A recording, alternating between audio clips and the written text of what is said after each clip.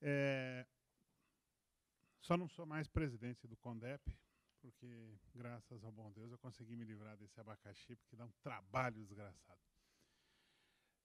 O resto é verdade. Eu sou ex-preso político, fui militante do Movimento Revolucionário Tiradentes e, como tal, por ser militante, eu assumo tudo que a organização fez.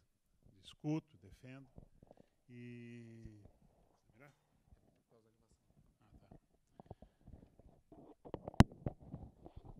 É, se, não sei se tem alguma coisa a mais a falar ou se a gente deixa para perguntas. O que vocês acham?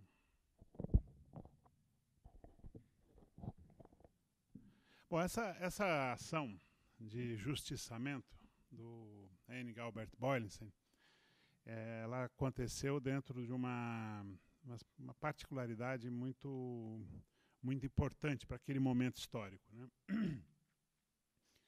A gente tinha um crescendo da repressão e esse crescendo da repressão levava a uma participação cada vez mais ostensiva do empresariado, né? A ditadura ela não foi, como qualquer ditadura, ela não foi uma ditadura feita por militares, paramilitares e em benefício dos militares. Qualquer ditadura, quando há o golpe, quando há a implantação da ditadura, ela está a serviço da classe dominante ou de pelo menos uma parte dessa classe dominante. Isso é óbvio, né? Então essa discussão de se é ditadura militar, se é ditadura civil-militar, isso é besteira. Foi uma ditadura militar a serviço da burguesia brasileira. Ponto final. Né? Então o golpe foi financiado por empresas, a ditadura foi financiada pelos Estados Unidos e foi feita em benefício da classe dominante brasileira, da burguesia nacional. Essa burguesia se lambuzou, se beneficiou da ditadura e tem uma parte significativa da responsabilidade sobre todos os crimes que foram cometidos. Quando se fala em Rede Globo, que é a coisa mais ostensiva que tem, a gente precisa lembrar que não existia Rede Globo quando houve o golpe. No Rio de Janeiro tinha 4 jornais, o quarto jornal em importância, que imprimia algo como 30, 40 mil exemplares apenas, era o jornal O Globo. Não existia Rede Globo. Você tinha a Última Hora, você tinha Correio da Manhã, tinha o Jornal do Brasil e, por último, o jornalzinho lá do Roberto Marinho, que era o jornal o Globo. Eles não tinham nem rádio. Só que eles se serviram e serviram a ditadura. Viraram essa potência com dinheiro americano e dinheiro da ditadura. Foram beneficiados com uma repressão muito violenta que matou, inclusive, a possibilidade de concorrência. Aqui em São Paulo, a TV Paulista tinha um dono, foi fechada arbitrariamente para dar a frequência para a TV Globo que estava surgindo. A mesma coisa no Rio de Janeiro, a mesma coisa em Minas. As outras são todas coligadas mais ou menos compulsoriamente. E assim são outras empresas. A Varig foi financiadora do golpe, beneficiada com o assalto que fizeram. A Paner, que dão como retribuição ao financiamento do golpe, dão as linhas internacionais que a Varig não tinha. Ela tinha só a parte da Cruzeiro do Sul, que fazia a América do Sul, né? Aqui basicamente Argentina, Uruguai e Chile. E aí, como financiaram o golpe, receberam em retribuição as linhas internacionais para a Europa e para os Estados Unidos. Então, na realidade, a gente tem uma ditadura que tem repressão, mas tem negócios, né? E a parte mais canalha dos negócios era isso que a gente viu no filme, que é a gente tentava derrubar uma ditadura fazendo política e fazendo guerrilha e eles faziam negócios com as nossas cabeças. Eu, quando fui capturado, um carcereiro, o apelido dele era Marechal, ele me disse uma frase que nunca me saiu da cabeça. Ele falou assim: porra, moleque, você me deu $300. Aí eu falei: não te dei nada, vocês assaltaram a minha casa, roubaram tudo. Não estou falando do saque, quer dizer, era uma coisa normal, né? Estou falando do prêmio da tua cabeça. Todos vocês têm um prêmio. E para mim você deu $300. O Major Ustra, né, fez assim, vai ficar rico com a cabeça de vocês. Né? Ele ganha muito mais do que eu. Ele devia ter razão, porque não só os caras, aos poucos, na Comissão da Verdade, a gente está confirmando isso, como o Ustra mora numa mansão na beira do lago, lá em Brasília. Né? Bem diferente do padrão de qualquer coronel do Exército, que não tem esse poder aquisitivo para comprar uma mansão na beira do Lago Norte, lá em Brasília. Então, com certeza, a frase que eu acho que é muito importante é feita pelo Fernando Henrique Cardoso. Né? Ele fala assim, essa grana não precisava, o Estado não precisava, o Exército Brasileiro não precisava dessa grana dos empresários. E não precisava mesmo. Porque quando os caras deram o golpe, quando eles assaltaram o poder em 64, eles assaltaram também os cofres públicos. O Brasil tinha dinheiro suficiente para dar para o Exército Nacional nos massacrar. Por que eles fizeram essa caixinha? Né? Para ter a cumplicidade, está falado no filme, isso é muito importante, para ter a cumplicidade dos empresários. Nós estamos sujando a mão por vocês, vocês também vão sujar a mão. Vocês não podem fazer nenhum tipo de alegação contra a gente. Se você olha hoje a situação, as empresas que financiavam a ditadura e se beneficiavam e financiavam as torturas, são as mesmas empresas que financiam todos os partidos hoje. Lógico que para os partidos menores, como o PSOL, o PSTU, vai 50 reais. Para os grandes partidos, vai 1 milhão. Né? Mas nenhum partido vai poder dizer que vocês fizeram isso, não sei mais o quê, porque sempre vai ter o dedo dizendo, não, nós estamos dando dinheiro para vocês também. É a mesma relação de cumplicidade que foi criada durante a ditadura. Então, nesse momento em que o Boylenssen ele foi justiçado, é o momento em que a gente tem uma situação de tudo ou nada. Né? Para vocês entenderem o que eu estou falando, a repressão naquele momento tinha várias regras, normas que eles criavam, a cada 3 meses mudava. Quando nós fomos capturados, eu e meu pai, a regra é 50%. 50% morre. Tá? Meu pai morreu, eu podia ter morrido. Né? Então, os 50% foi cumprido. 3, 4 meses depois, não era 50%. Era quem treinou em Cuba, 100% morre. Quem é direção, 100% morre. Quem era liderança potencialmente perigosa, 100% morre. Então, isso daí é o quê? Uma política de extermínio. Né? E para a gente entender esse momento do país, eu acho que a gente poderia pensar da seguinte forma.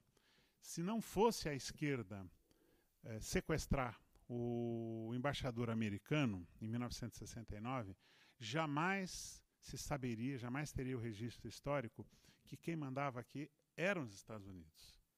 Muito menos, jamais se teria a certeza de que tinha presos políticos, porque pela vida dele foi trocado um número de 15 pessoas que estavam presas, que tinham sido barbaramente torturadas, então é trocado o embaixador por 15 pessoas. Se pedisse 100, eles dariam também, mas na época a esquerda não tinha noção do valor daquilo ali. Mas, historicamente, se você não tem esse episódio do sequestro do embaixador americano, a gente não saberia que quem mandava era os Estados Unidos e que havia presos políticos. O manifesto diz isso com todas as letras, e se vocês lerem o manifesto que tem na internet, você vê que ele é muito atual.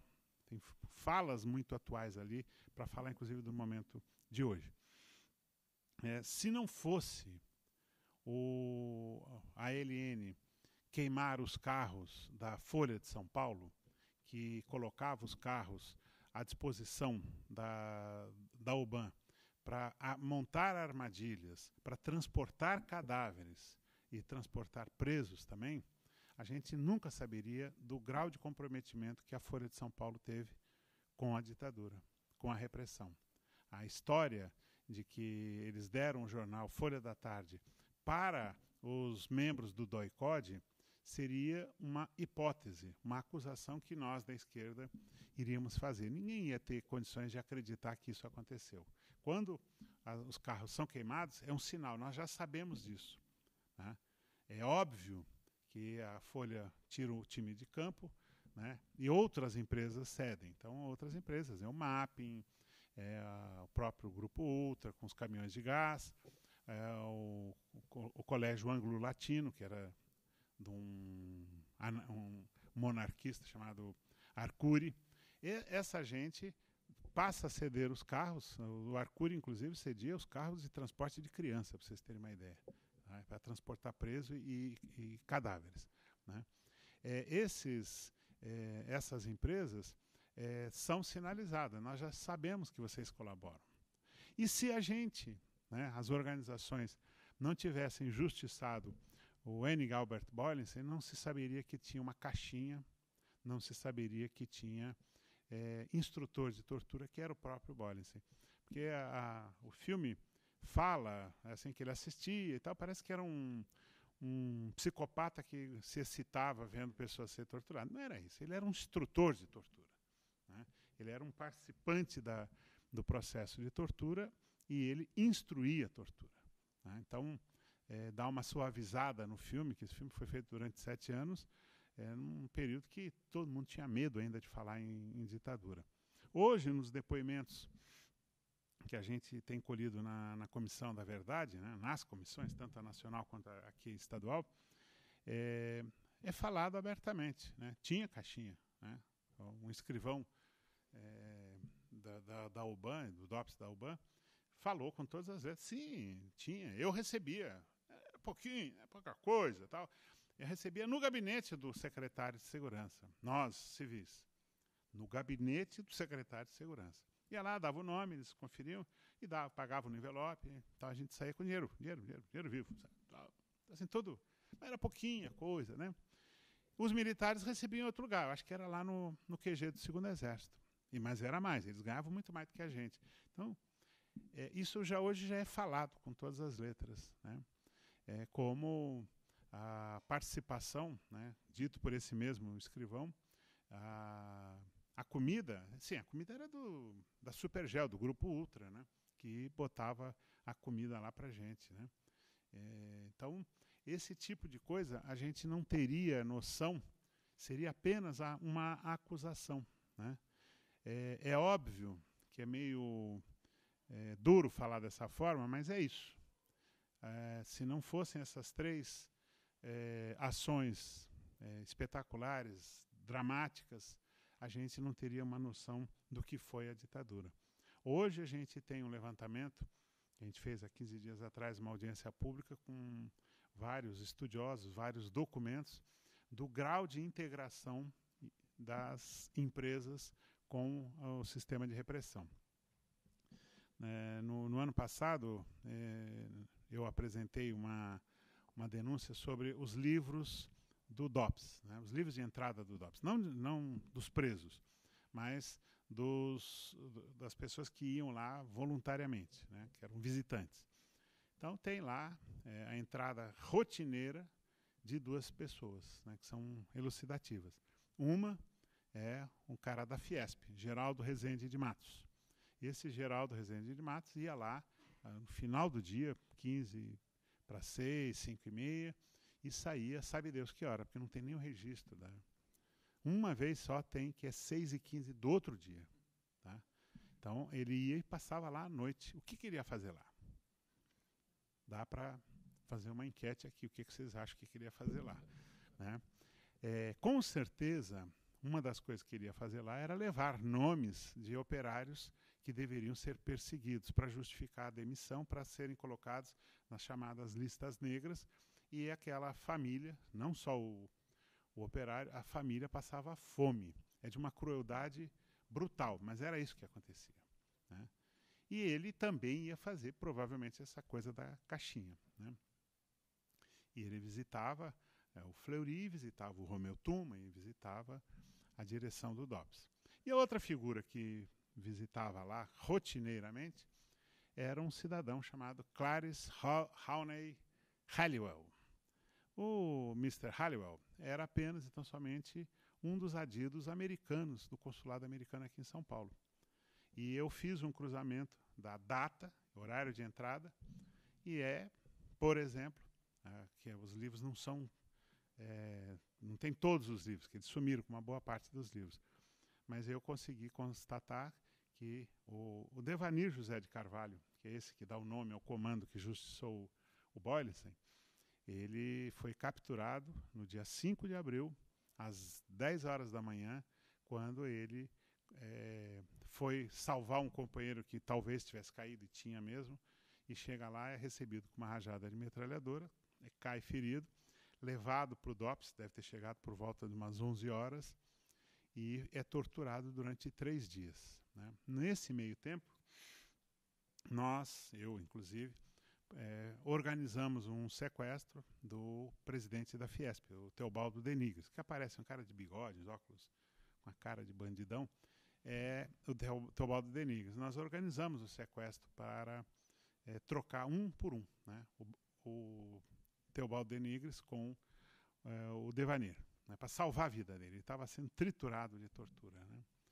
Mas, na hora que nós estávamos para entrar, eu estava dirigindo, inclusive, o carro da invasão da casa dele, o companheiro foi ligar para o nosso informante que tínhamos dentro do DOPS e voltou chorando. Né? Voltou chorando e falou: o que houve? Falou: mataram o gordo, né? Como a gente chamava ele. Né?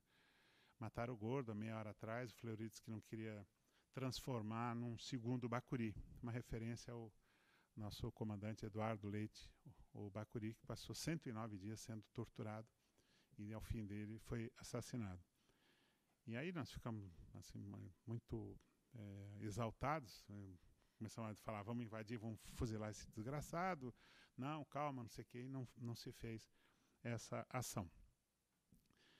O Devanir deve ter chegado no DOPS por volta de umas 11 horas. 11h30 entra o capitão Enio Pimentel Silveira, que era o chefe dos assassinos do DOI-CODE. 11h30. 11h35, 11h35 chega Clarence Halliwell.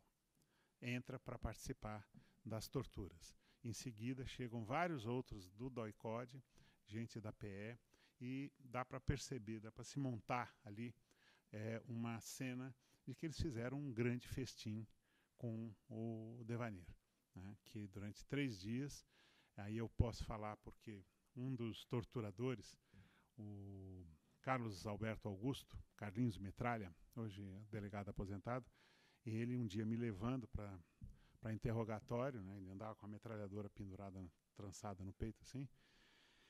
Ele me pergunta assim: você era de que organização, moleque?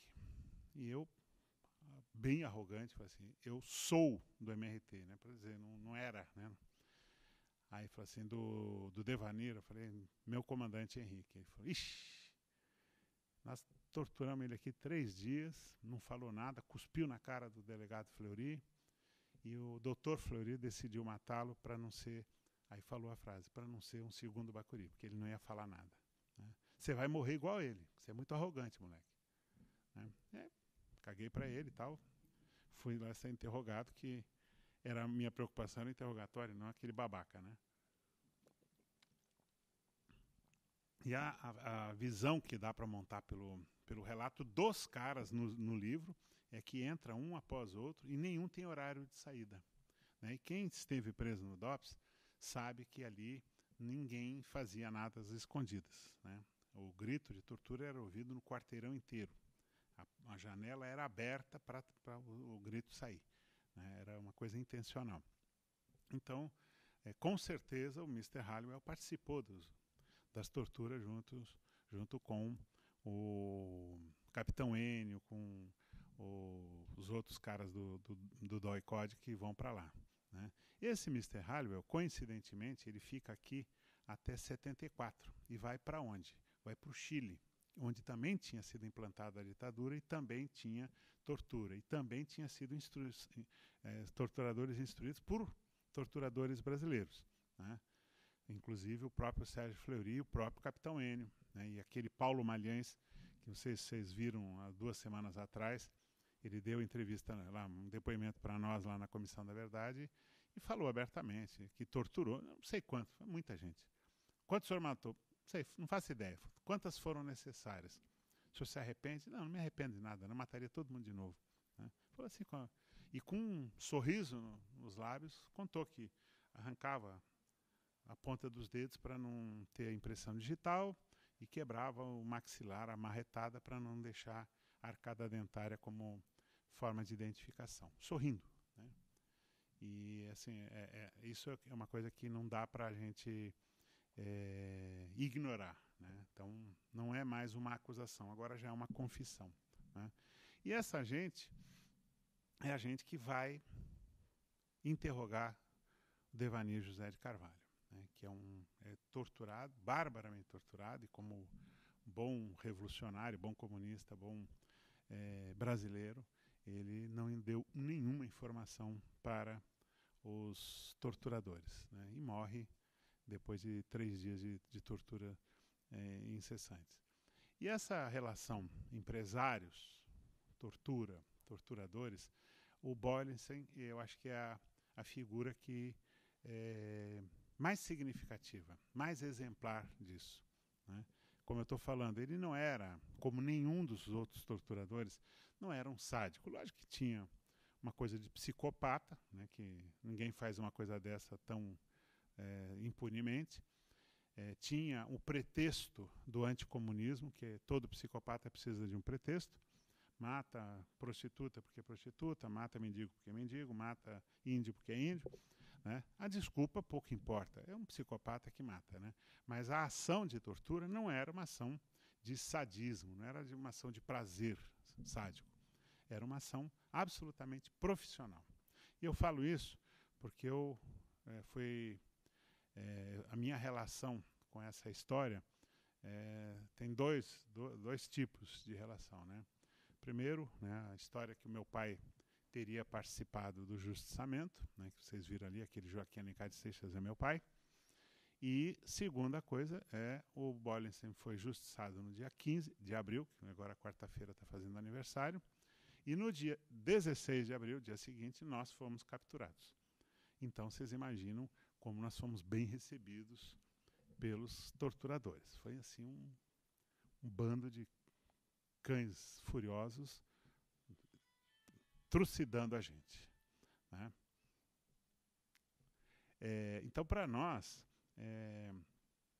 esse episódio ele tem um efeito muito grande. Meu pai, anunciada a morte dele quando ele ainda estava vivo, né? Ele morre só no dia 17 à noite, depois de trucidado em tortura. Vocês podem olhar na internet, tem foto dele morto, ele está totalmente desfigurado, não dá para dizer que foi resistência à prisão, né? Tá com a cabeça inchada de tanta porrada, olho fora e tal.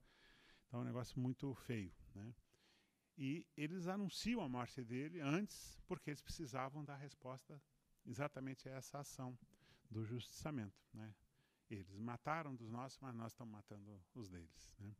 E mataram em seguida o Dimas, né? Também como forma de dizer, estamos matando, tá vendo? Estamos matando mais, né? É uma ação que até hoje ninguém sabe quem participou. É um dos segredos mais bem guardados da esquerda, né? A acusação do Ustra de que quem matou foi fulano, beltrano e cicrano, né? Apenas uma acusação. No livro dele ele diz que quem participou foram 6 pessoas, dá só as iniciais, e os que estão mortos são os que ele acusa, né? Mas não se tem a certeza se foram. Os outros que estão vivos, Gregório Mendonça, que não está morto, está vivo lá no litoral do Rio Grande do Sul, o Laertes Méliga também que está, o Zedan, nenhum deles é acusado de ter participado do justiçamento, né? Eles são acusados de terem participado do levantamento que deu origem, né, à ação de justiçamento. Então, só para esclarecer o que está sendo dito ali. O Ustra, ele está lendo o livro dele, aquilo ali é texto do livro dele. Ele não fala Ele recita o livro dele, talvez até como peça de marketing, né, de merchandising ali da própria obra de merda dele. Mas os outros desmentem ele, né? Só foi uma vez no Natal para desejar Feliz Natal. Aí vem o Dirceu Antônio, que é um dos fundadores da UBAN, inclusive da pré-UBAN, quando funcionava ainda no PIC, lá na Abílio Soares, né? Falei assim, não, ele ia lá todo dia, visitava lá, conversava com a gente, quer dizer, é tudo desmente o Ustra vergonhosamente, né? Mas a figura do Bollins, eu acho que ela é uma figura que agora está sendo elucidada, né? Agora está sendo desvendado quem era e o que era aquilo ali, né? Que não era um empresário, né? Ele era um dos empresários que financiavam a tortura. Hoje a gente tem assim, a convicção, para vocês terem uma ideia, tinha 3 grandes arrecadadores, né? Das grandes empresas nacionais era o Bollins. Das multinacionais era um assessor do Delfim Neto chamado Paulo Henrique Savaia Filho, que está vivo, mora ali no Morumbi. E furo de reportagem. Ou de pequenas e médias empresas, que achacava, na realidade, as médias empresas, era Nicolau dos Santos Júnior, aquele juiz Lalau, né? Por isso é que ele é impune, por isso é que ele é absolutamente intocável. Está preso, está condenado, mas está solto, né, em casa, porque tem um problema muito sério que ele está velho, coitado, né? Um coitado que... Só que ele era juiz por um motivo só. Ele era despachante, aqueles que ficam na beira da calçada, olha, INSS, você vai pagar a multa, que não sei mais o quê. Dali ele foi cooptado e passou a ser um achacador. Se você não der grana, nós vamos multar você. E daí passou a ameaçar mesmo. Nós vamos prender você também, né? E as médias empresas começaram a dar dinheiro para ele, né?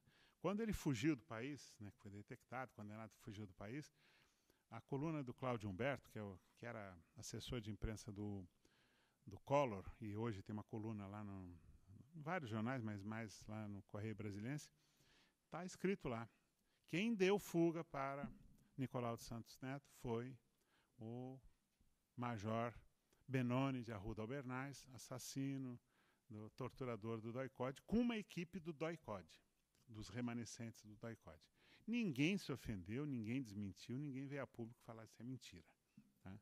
Então, dá para depreender que a informação que a gente tem é verdadeira, né? Que ele era um dos arrecadadores e, portanto, protegido desse esquema de repressão e hoje de arapongas que a gente tem no país, que ainda existe, né?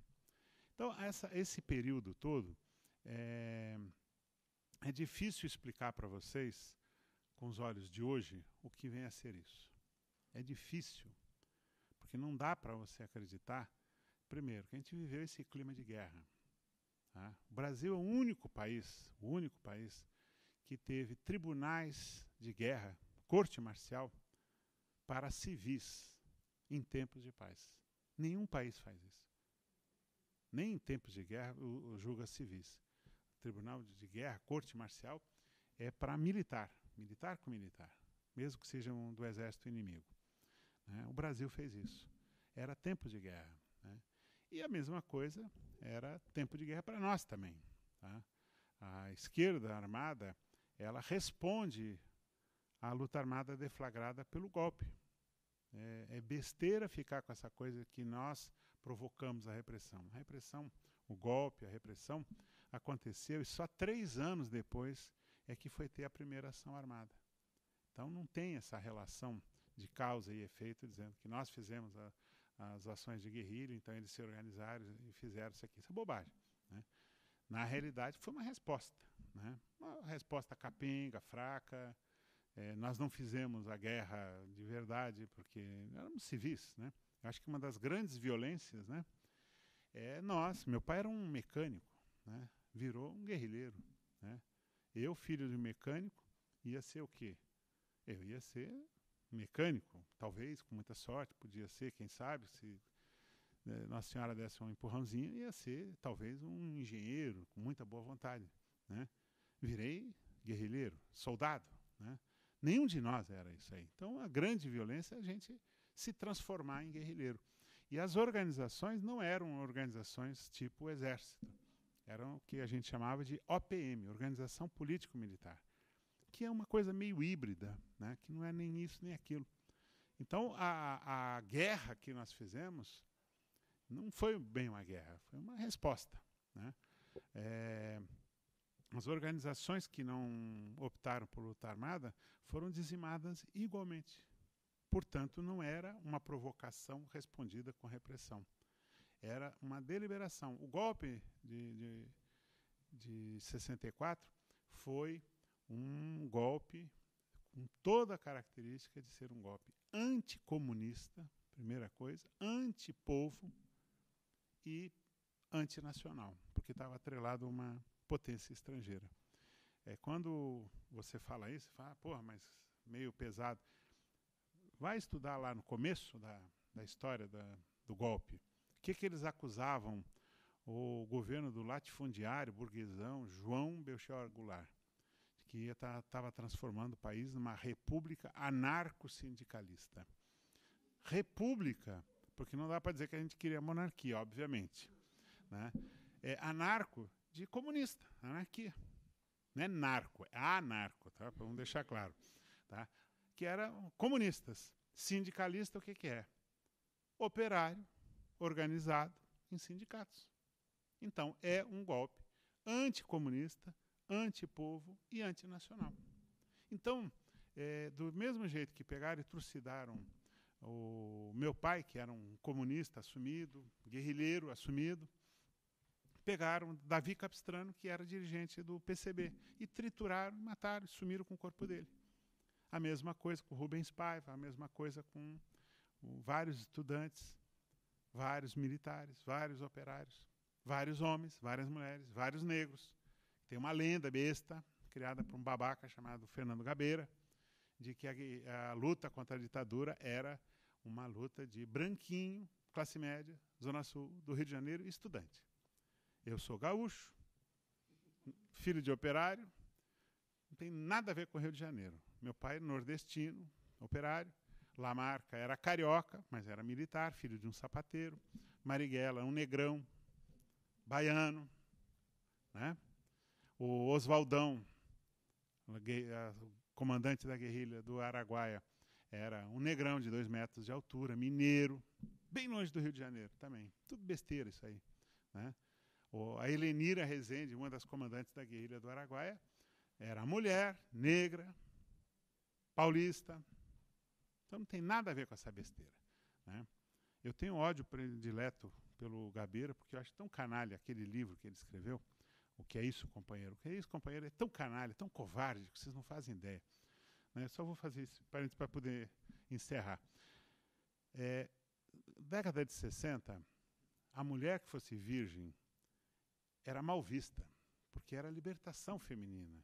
Você tinha que ter o domínio sobre o corpo. Então, a mulher que era virgem, porra, se ainda é virgem, como se fosse uma coisa meio absurda. Né? A liberação sexual de todos os jovens, e principalmente das mulheres, era uma realidade. Esse babaca deu em cima da Vera Silvia Magalhães, que não queria nada com ele. E ele passa para o livro dele uma canalice, dizendo que ela se ofendeu e falou: que é isso, companheiro, a revolução, não sei mais o quê. Mentira. Que é isso, companheiro? Vai a merda, não quero você. Só isso. É simples assim. É simples assim. Tá? Então o título já é canalha. Né? Agora, o sequestro do embaixador americano, a participação do Fernando Paulo Nagli Gabeira foi a seguinte. Foi dada a tarefa para ele alugar uma casa, que não era nem para o sequestro, era para a gráfica do MR8, que estava se formando. O idiota vai e está negociando com a dona, e a dona faz a pergunta: isso não é para terrorismo, né? O que você faz? Cai fora. O idiota fica com a casa. Tá? Aí o que acontece? Quando há o sequestro, dizem: tira as máquinas de lá. Ele, cagão, não tira as máquinas de lá. As máquinas ficam lá dentro. Então fazem o sequestro, botam o americano, o homem mais procurado do país está ali dentro, que é o porra do americano, com as máquinas lá dentro.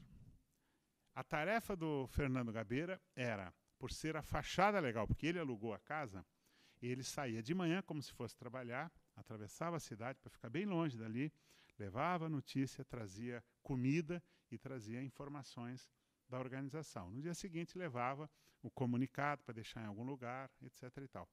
Só. Morreu aí. Tá? Ele passa no livro como se ele tivesse feito o sequestro sozinho, com a ajuda de alguns caras ali e tal. Conversa.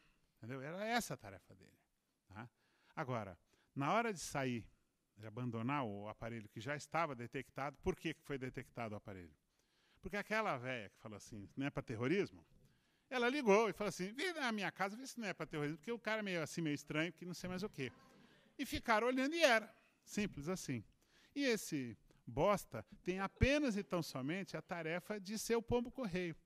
Na hora de sair, todo mundo, militarmente, né, preocupado com o que vai acontecer, né, que ele não participa, ele só é essa coisa do pombo-correio, e ele tem muito medo do comandante. Por quê? Preconceituoso, filho da puta. O comandante era um operário químico, Virgílio Gomes da Silva, que disse no começo, olha, não, quem quiser pular fora, cai fora agora. Tá? Porque durante a ação, se alguém vacilar, eu não vou fugir da minha responsabilidade. Se for necessário, eu mato quem puser em risco, porque todos nós vamos morrer. Ok? Não, todo mundo. Ah, ok. Chega na hora de escrever o livro, ele fala, porque ele me ameaçou, que não sei o quê. Vai cagar, porra. Vai cagar. Na hora de sair do aparelho, todo mundo, muito tenso, porque os caras estão ali fora olhando, e era assim, o cara está sendo usado como escudo, porque faz de conta que eu não percebi, mas eu sei que vocês estão me vendo, o que é que fazem? Se preparam para sair. O Sérgio Rubens de Araújo Torres, que era um dos participantes, tinha vida legal ainda, fala assim, Gabeira, dá uma limpada para ver se a gente deixou algum papel e pega meu paletó, porque foi feito em alfaiate. Se pegarem o paletó, me identificam. Tá bom. O que ele faz? Não faz. Cagão, sai correndo e deixa o paletó, as anotações e tudo mais. Quando o pessoal sai, o que a repressão faz? Invade, olha, pega o paletó e identifica o Sérgio Rubens, que quase morre, inclusive. Ele consegue escapar num tiroteio. Tá? E cai na clandestinidade, porque esse filho da puta botou o cara em risco. Tá? Eles conseguem e tudo mais. Então, o babaca escreve esse livro, né, passando a frustração dele de uma cantada não correspondida, passando a frustração de não ter sido absolutamente nada no sequestro, passando todos os preconceitos dele, e tem a colaboração do Ziraldo, que quando escreve no Pasquim a história desse sequestro, porque vai lançar o livro, aí vem os interesses. Né? O livro é lançado pela Codecri, que era uma editora do Ziraldo, que para promover diz, quando eu li o manifesto, eu vi, só pode ser o Gabeira que escreveu, porque é o único que sabe escrever. Não foi o Gabeira, foi Franklin Martins, que foi chefe de comunicação do Lula, que escreveu. E o outro jornalista, velho comunista, Joaquim Câmara Ferreira, pegou e copidescou basicamente uma questão de, não de estilo, mas de conteúdo. Ah, tá bom aqui, tá bom ali e tal. Foi. Não tem nada, Gabeira. Então, ele nunca desmentiu. Por quê? Porque o Ziraldo fez a promoção para poder vender livro e ele ficou feliz. A defesa que ele faz da maconha, não é da maconha. É que a mulher dele tem uma fábrica de roupas de cânhamo, que é a planta que dá, né? Cânhamo vem a ser o cannabis sativa. Né? Então, assim, tudo tem interesse safado, não é à toa que ele foi parar agora assim, na extrema-direita. É um calhorda que tem todo o meu carinho para falar. Mas então, não sei se... Eu acho que dá para encerrar depois disso aqui assim. Agora vocês façam as perguntas que vocês quiserem. Na boa, pode fazer a pergunta que quiser. Tá? Qualquer coisa. Tá? Eu respondo na mesma intensidade. Lá atrás.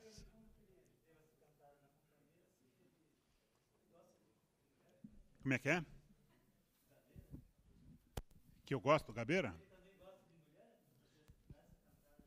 Ele gosta, né? Ele fez marketing com aquele negócio de parecer que era homossexual, que usava tanga de crochê. Isso é bobagem, isso é um babaca. Vamos falar de outro assunto que isso aí para mim não serve, né? Sérgio. Não tem muito a ver com o que você expôs.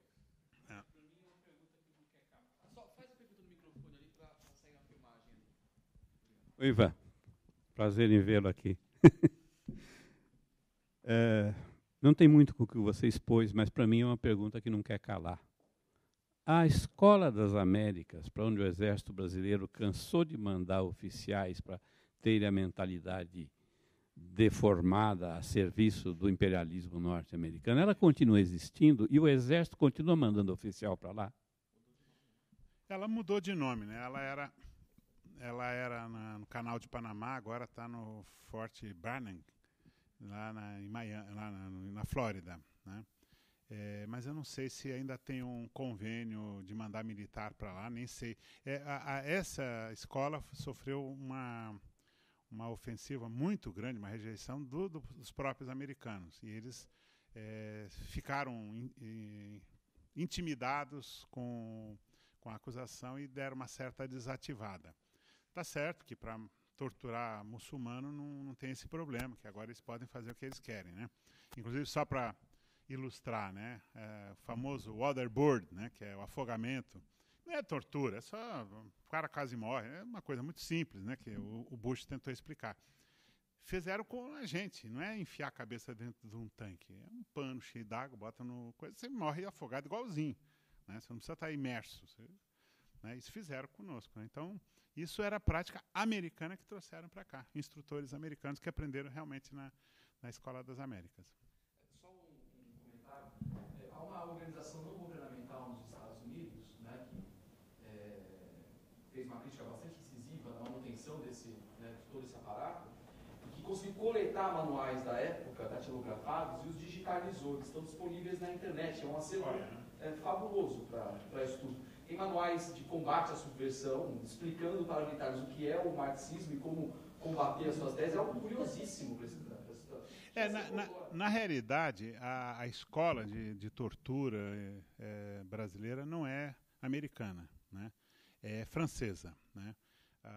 A gente fez aqui em São Paulo, na Comissão da Verdade, fez uma audiência pública de um livro de uma historiadora que resgatou a figura do general Paul Sarrès, né? Ele é um cara que, bom, ele coleta derrotas, mas derrotas foi torturador no Vietnã, que os franceses perdem, vão para a Argélia e fazem um massacre. Ele é responsável de, se não me engano, 40 mil pessoas que ele massacra, que ele mata, esse general Paul Sarrès, e depois também perdem a guerra lá de independência na Argélia, e depois eles ensinam tortura para os americanos, que adotam que esses manuais são do Paul Sarrès, né? Tem um filme na internet que vocês podem pegar para ver, que é muito elucidativo. É em espanhol, com legenda em espanhol, mas é falado em francês, em inglês, que chama-se Los Esquadrones de la Muerte, a escola francesa. Esse daí mostra isso, que o general Contreras, do Chile, fala assim: eu aprendi com Paul Sarrès na escola que tinha na Amazônia, no batalhão de selva do Exército Brasileiro. Vários de nós, da Argentina, do Uruguai, não sei o que e tal. Então ali dá para ver que a escola de contra-insurreição não é americana, é francesa. E os americanos apenas passaram para suas colônias, como o Brasil, né? Então, queria saber, você falou daquele plano de sequestro do presidente da Fiesp, né, que vocês não realizaram para fazer a troca. Se vocês faziam o cálculo político também... De quê? Se vocês faziam um cálculo político do aumento da repressão sobre vocês também na hora de pensar as ações mais radicais, né? E se você podia contar também um pouco, você falou que foram vários anos, desde o golpe até as primeiras ações de sequestro e justiçamento. Como é que foi esse processo, né, de organização, de pensar, puta, agora que a gente faz? Contar um pouco da história. Também pensando desse lado dos trabalhadores que você falou que...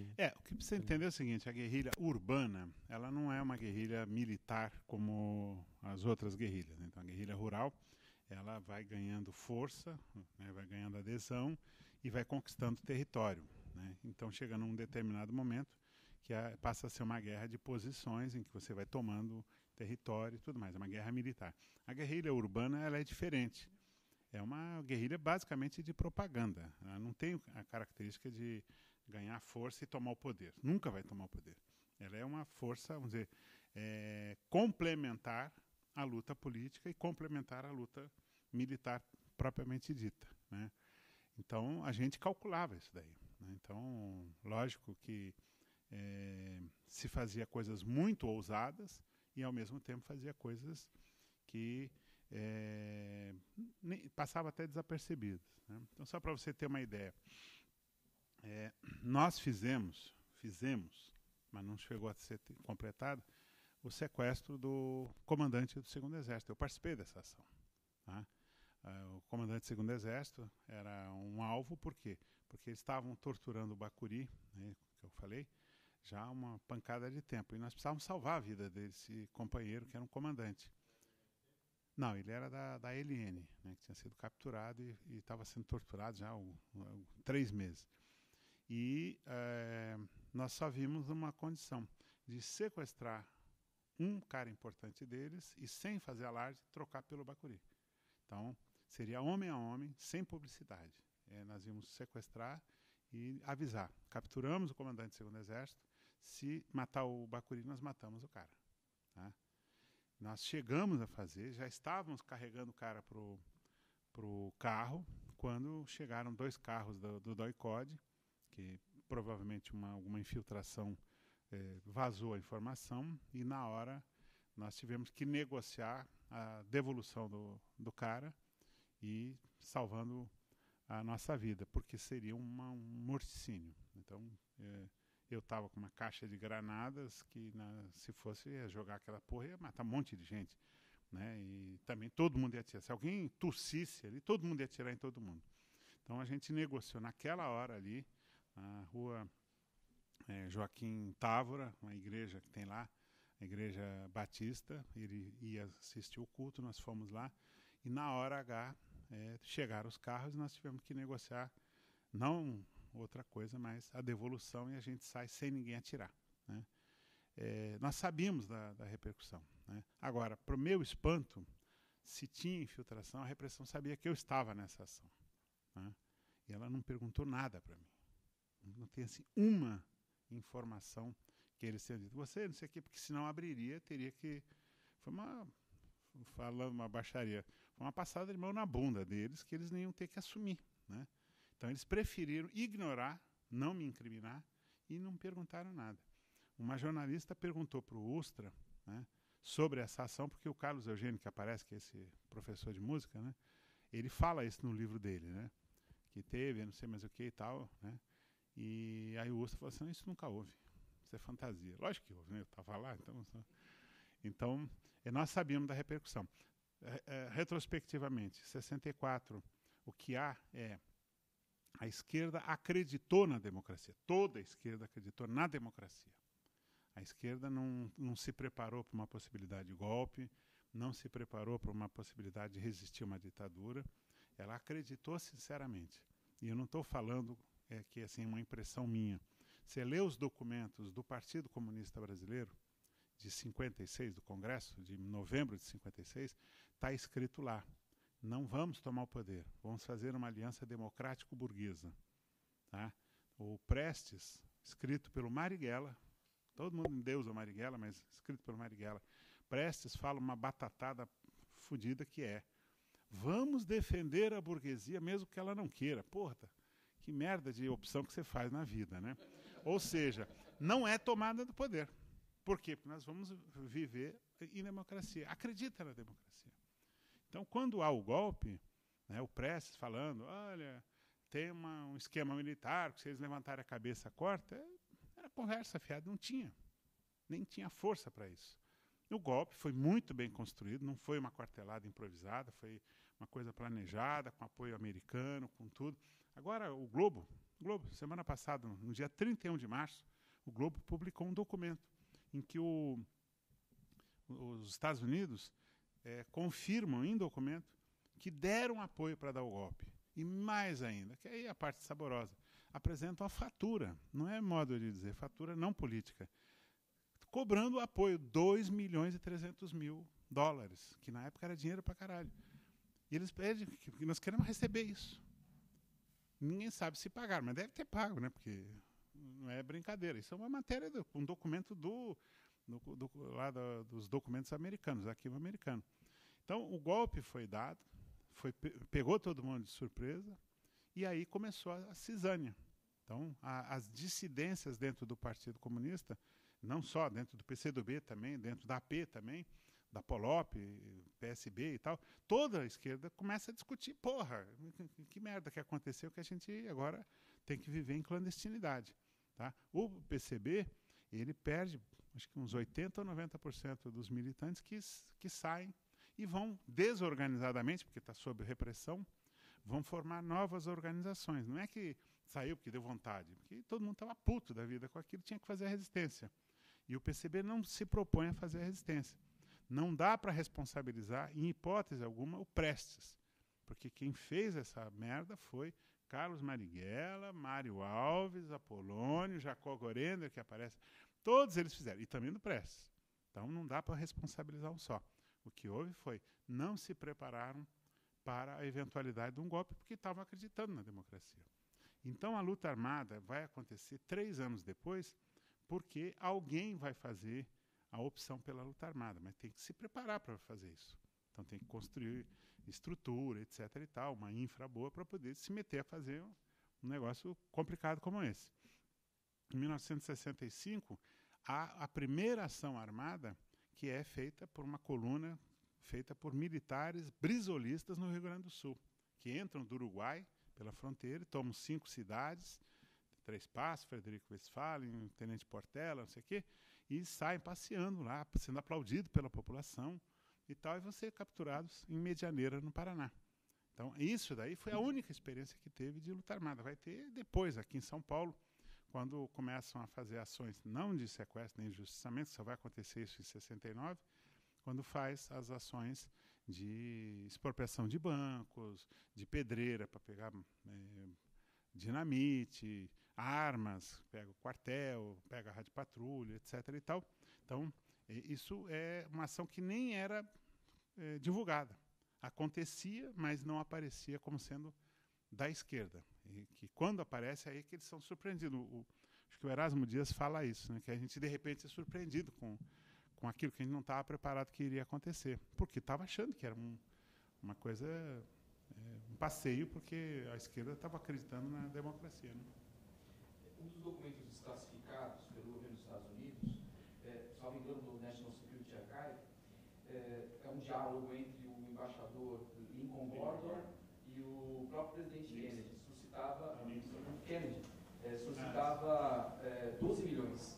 Não para a Operação Brother Sun, mas para ajudar a organizar o lobby parlamentar aqui no Brasil, porque era pago. O Lincoln Gordon fala com todas as letras, quando ele vê a Roda Viva, né, ele fala assim, não, eu tinha 5 milhões para comprar parlamentares. Né? Quer dizer, não é um preço muito bom, mas também os caras não eram muito bons para valer tanto. Né? Mais as campanhas eleitorais. Fora as campanhas, né? De 400 campanhas, né, financiadas,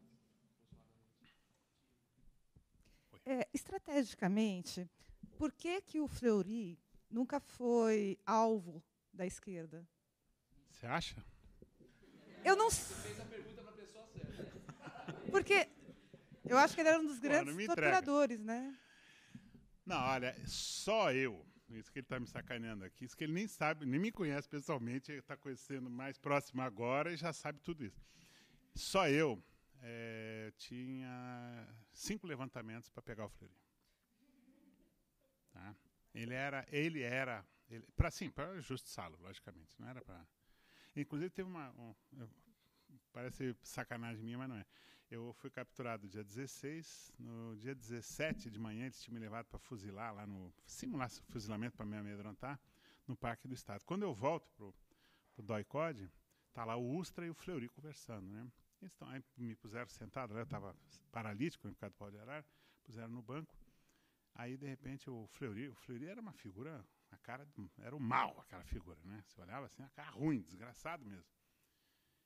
Aí ele andava sempre com um conjunto safari, que é uma espécie de macacãozinho assim. Aí ele, azul, assim, azul dessa cor assim, né? Desse tipo. Pega e fala assim, você me conhece, moleque? Aí, dei de ombro, falei, caguei pra você, né? Assim, né? Quem sou eu? Aí falei, puta, vou ter que responder. Falei, delegado Sérgio Fleury. Aí, vaidoso pra cacete, é a característica dele, vaidoso pra cacete. Falou assim, você que fez levantamento da minha casa? Aí eu dei de ombros também, porque eu sabia que tinham falado já, os outros que tinham sido presos antes. Aí eu falei, não vou ficar... Dei de ombros. Onde era a minha casa? A casa que vocês pensam que era minha. Aí, como eu já sabia que tinha aberto, não vou apanhar de graça, eu falei, Carneiro da Cunha, na Saúde. Aí, porque deve ter sido, não sei o quê, confere a informação lá, porque eles estavam cruzando informações. Aí faz a pergunta mais imbecil que eu vi até aquele momento. O que vocês queriam comigo? Porra, pedir informação de trânsito aqui não era, né? Aí eu respondi para ele, te matar a hora, né? Aí falou, que filho da puta. Aí o outro falou assim, tem que matar ele, vou matar depois, agora não sei o que e tal. Eu fiquei ouvindo assim, um diálogo sobre a minha vida, né? Eu, muito emocionado, tanta preocupação com o meu destino, né? Aí ele falou assim, olha aqui, moleque. Aqui você está tendo moleza. Eu estava paralítico de tanta porrada, né? Aqui você está tendo moleza. Quando você chegar no DOPS, eu vou te matar na tortura, tá certo? Aí eu falei, combinado. Aí ele falou, que filho da puta. Mas não aconteceu nada. Quando cheguei no DOPS, ele não aconteceu de me torturar nem nada, né? Só me xingava de vez em quando pela janela, mas não era nada particular, entendeu? Mas assim, eu pelo menos eu fiz 5 levantamentos para pegá-lo. Tá? Uma das vezes ele foi visto numa churrascaria na linha de Vasconcelos. Nós ficamos lá, tal, e aí quando a gente se visse, a ordem era justiça, entendeu? Não era uma coisa para ter assim, dúvida, né? A delegacia que ele estava escondendo o Bacuri, nós fizemos o levantamento, nós íamos invadir, ia matar ele, logicamente, e salvar o Bacuri, mas nós tentamos. Tá? Não, mas, desculpa, falhamos. O que mais? Sérgio.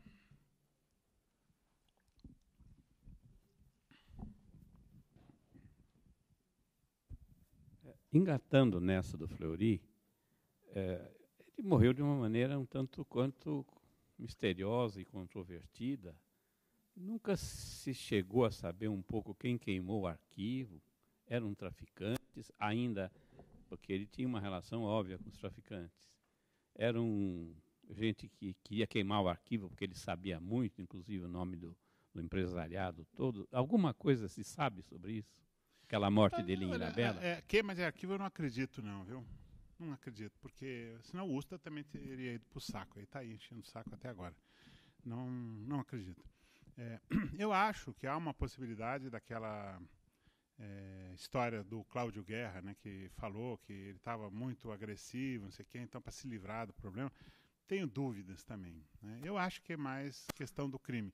Ele fez um negócio que uma das muitas idas que me levavam lá para o DOPS, eu estava lá quando prenderam aquele Tommaso Buscetta, né, que todo mundo fica temendo como é que vai ser a pronúncia, se é Buceta ou se é Buscetta, Busqueta, mas era Buscetta, né? O Tommaso Buscetta, ele... Você gostou do Buscetta ou do... O Tommaso Buscetta era um chefe mafioso e ele foi capturado lá, foi preso lá no Rio de Janeiro pelo Esquadrão da Morte lá, comprou os caras e saiu. Aí ele vem para São Paulo e o Esquadrão da Morte pega ele. Provavelmente pegaram para pegar dinheiro, depois pegaram para pegar dinheiro aqui também, né? Mas o Fleury queria arrancar a informação dele, porque o Fleury se envaidecia da competência, né?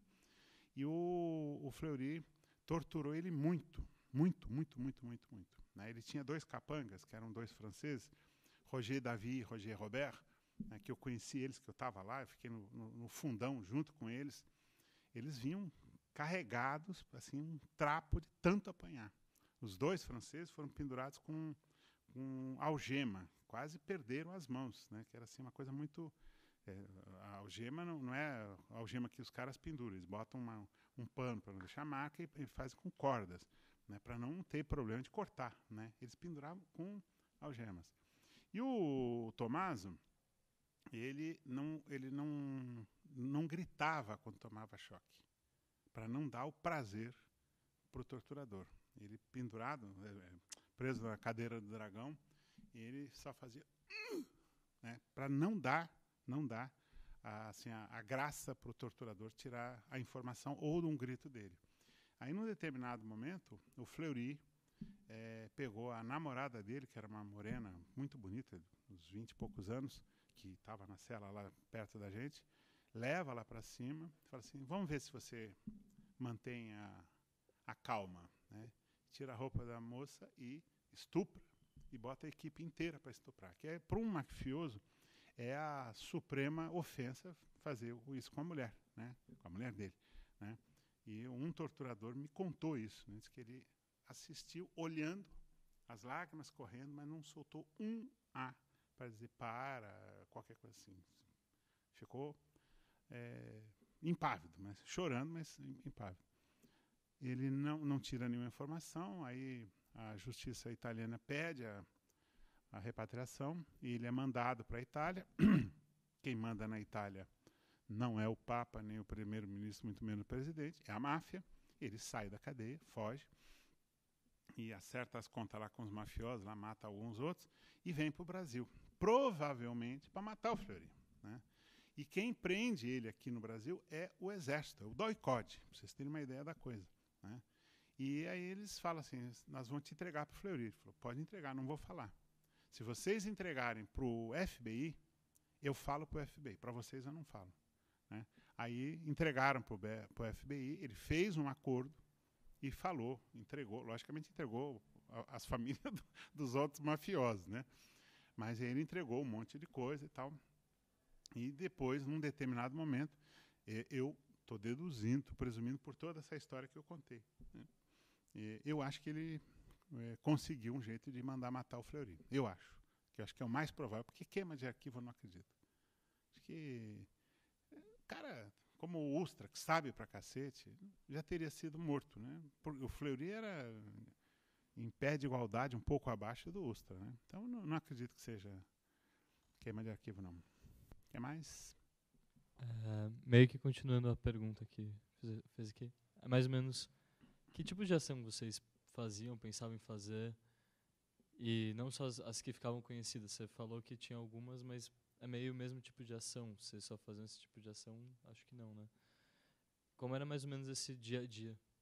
Como era que vocês se organizavam e deliberavam as coisas, enfim?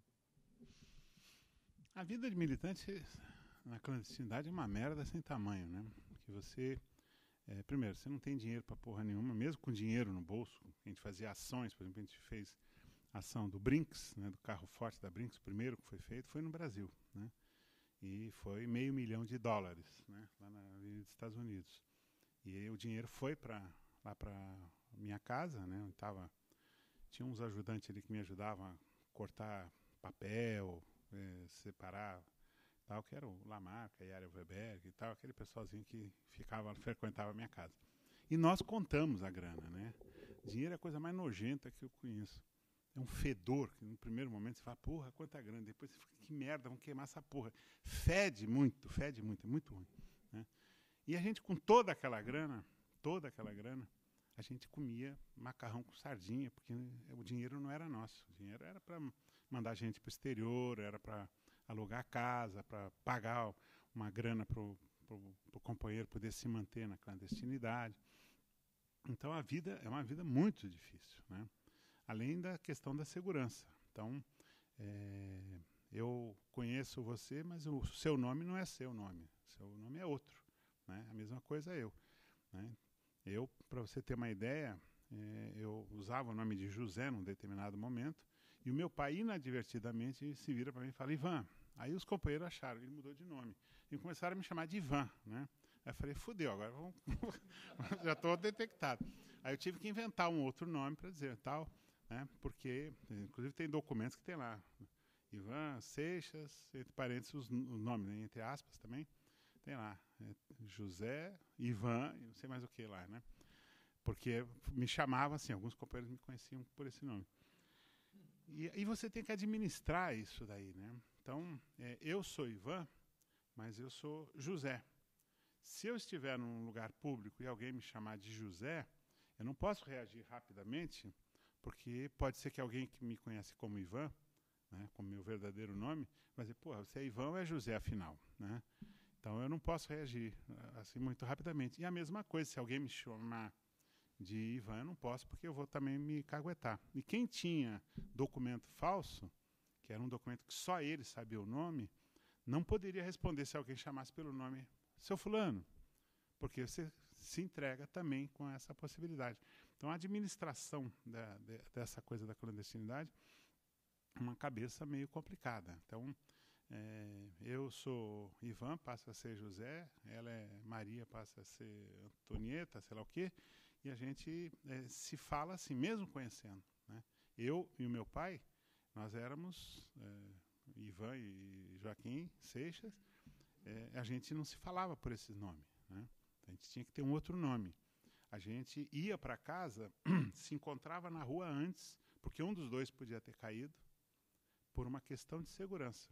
Vai que o cara caiu, eu não vou para casa tranquilo. Então a gente se encontrava na rua e os dois íamos juntos para casa. E aí a gente tinha lá uma ordem, que era 6 horas da tarde, não apareceu, fica esperto. 7 horas se manda, né? Então era essa a ordem que a gente tinha, porque podia ter caído, né?